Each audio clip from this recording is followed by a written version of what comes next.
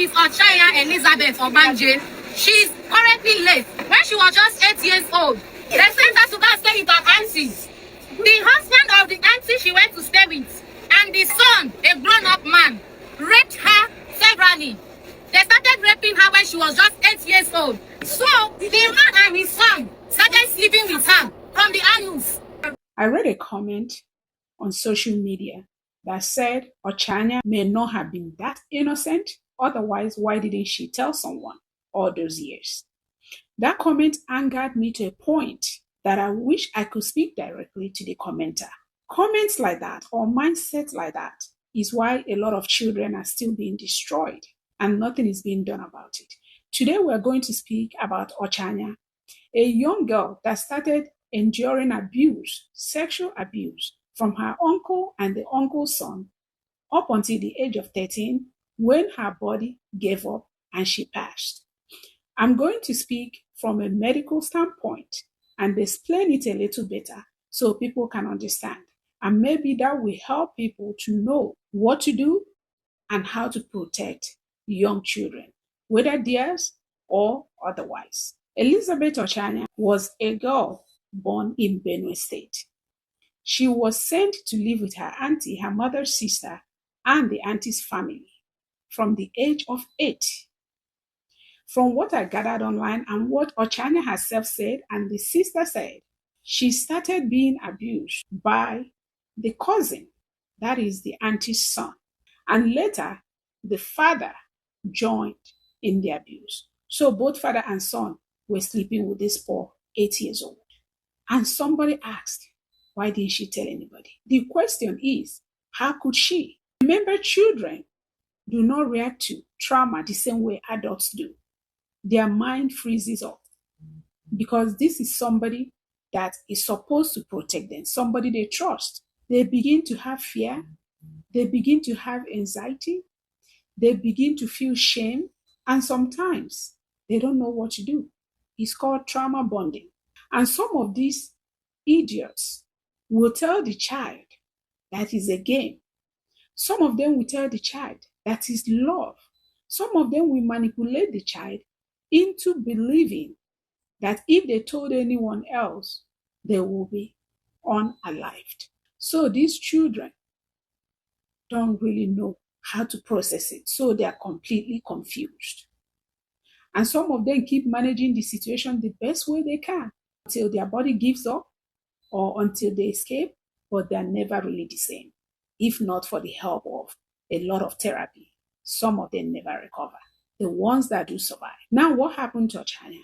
When a girl that age begins to be penetrated, their body is not quite ready for that or developed for that.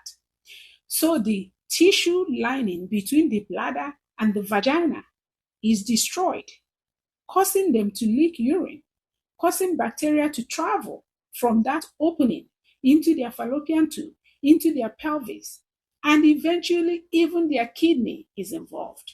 And that can eventually lead to kidney disease or kidney failure. That invasion of bacteria can keep spreading and may even cause sepsis. Anything can happen. Pelvic Inflammatory Disease all over. And their poor body sometimes cannot handle it if not treated well. And even when treated, their poor body still can handle it. So that is why it can cause young children to pass. So Ochanya was sent for education, not because the parents wanted her to have luxury, not because the parents wanted her to do whatever, but to get education to better her future.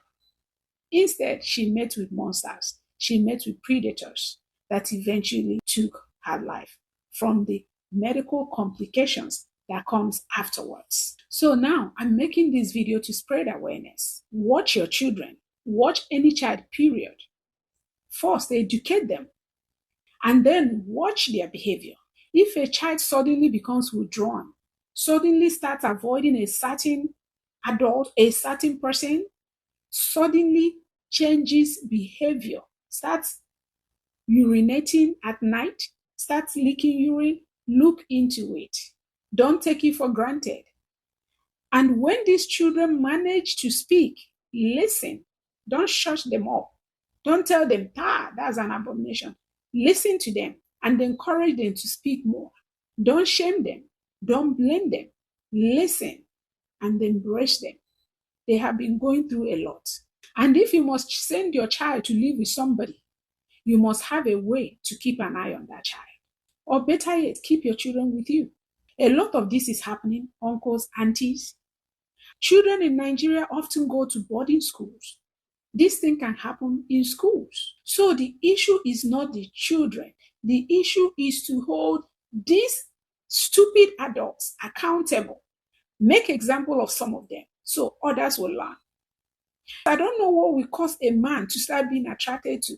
So a baby they should protect. That is the height of sickness. They are sick in the mind. They should be locked up from society. Ochanya was felt by the whole entire society and felt by the government, because if they had a school in her village, she may not have to go live with the auntie. She went there in order to obtain basic education. This is a wake-up call for everybody. Justice for Ochanya. May her life be an inspiration to protect other kids, other girls, other boys from sick adults that want to destroy them. Ochanya eventually got courage to tell her mom, but by then it was too late. Her poor body had been destroyed so much that it could not hold up anymore. Hence, she passed. If you know of a girl, a boy, or somebody going through abuse, speak up. If you don't speak up, you are equally an abuser. Protecting the family name, protecting your husband, your brother, whatever, is not worth destroying a soul, especially an innocent one. So don't do it. Speak up if you see such a thing. I know this is happening many places, many times. And sometimes you see somebody grow up behaving a certain way and you don't know where it's coming from. Trauma. A lot of traumatized individuals walking around because they were not protected as children. Some deal with depression all their life. So apart from the physical, there's an emotional damage that is very extensive. Justice for Ochanya. Share this video so we can continue to spread awareness together. Thank you for watching, and may God bless you.